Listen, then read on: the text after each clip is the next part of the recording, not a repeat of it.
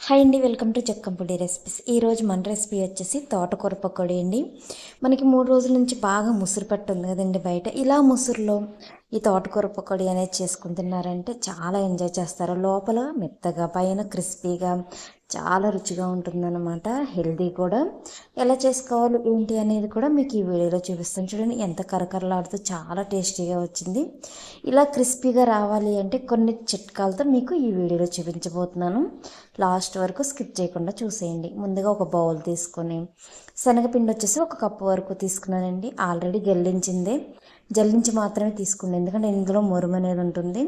అలాగే బియ్యం పిండి వచ్చేసి 2 టీ స్పూన్ల వరకు వేసుకోండి. బియ్యం పిండి యాడ్ చేయడం వల్ల మనకి క్రిస్పీగా వస్తాయి అన్నమాట పకోడీ అనేది.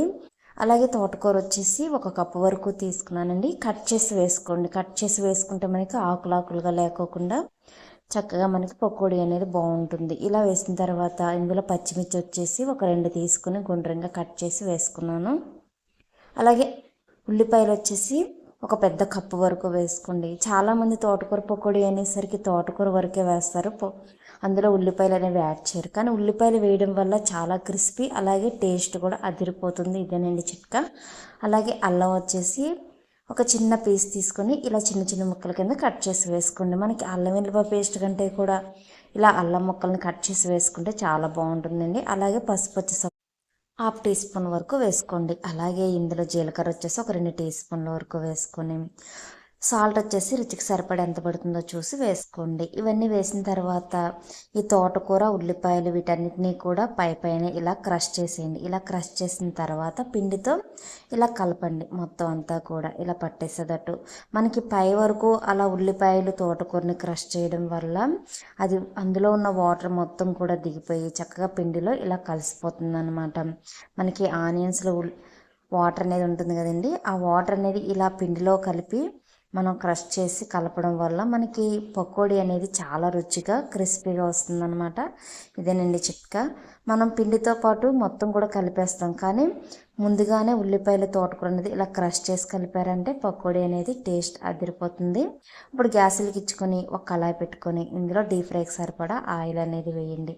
ఇలా ఆయిల్ హీట్ అయిన తర్వాత ఇదిగోండి కలిపి పెట్టుకున్న ఈ పకోడీ ముద్ద ఉంది కదా, ఈ ముద్దని కొంచెం కొంచెంగా తీసుకొని చిన్నగా ఇలా పకోడీలు అనేది వేయండి.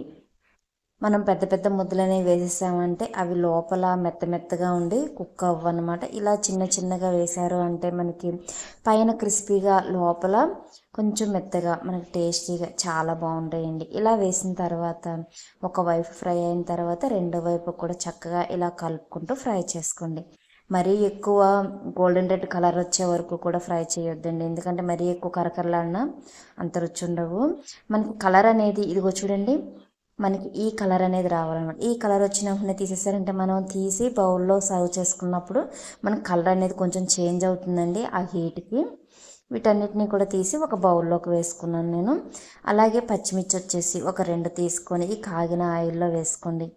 ఇలా పచ్చిమిర్చి అలాగే కరివేపాకు కూడా వేసుకొని ఇవి కొంచెం ఫ్రై అయిన తర్వాత తీసి మనం ప్రిపేర్ చేసి పెట్టుకుని ఈ పకోడీ మీద వేసుకుంటే మనం ఈ పకోడీ తినేటప్పుడు కారంగా మధ్యలో ఈ పచ్చిమిర్చి అనేది కొరుక్కుంటూ తింటూ ఉంటే చాలా అంటే చాలా టేస్టీగా ఉంటుంది. మరి ఇంకెందుకు కలిసి మీరు కూడా రెడీ చేసి పిల్లలకి ఈవినింగ్ టైంలో స్నాక్ లాగా పెట్టారంటే చాలా ఇష్టంగా లాగించేస్తారు. పిల్లలే కదండి, పెద్దవారు కూడా చాలా ఇష్టంగా లాగించేస్తారు. చాలా హెల్దీ కూడా, చాలా కరకరలాడుతూ క్రిస్పీగా వచ్చాయన్నమాట. మీకు కనుక నా వీడియో నచ్చినట్లయితే లైక్ చేయండి, షేర్ చేయండి, నా ఛానల్ని సబ్స్క్రైబ్ చేయండి. అలాగే కొత్తగా ఎవరైనా చూస్తున్నట్లయితే బెల్ ఐకాన్ ప్రెస్ చేసి అందులో ఆల్ అనే బటన్ ఉంటుంది, ఆ బటన్ ప్రెస్ చేశారంటే నా నోటిఫికేషన్స్ అన్నీ కూడా మీరు చూడొచ్చు. అలాగే మీకు ఏమైనా కొత్త రెసిపీస్ కావాలంటే కామెంట్ బాక్స్లో కామెంట్ చేయండి. ఇలా చేసి పెట్టారంటే ఇక ఈవినింగ్ టైంలో బయట బండ్ల దగ్గరికి వెళ్ళి ఎవ్వరూ తినరండి, ఇంట్లోనే ఇష్టంగా ఇలా లాగించేస్తారనమాట.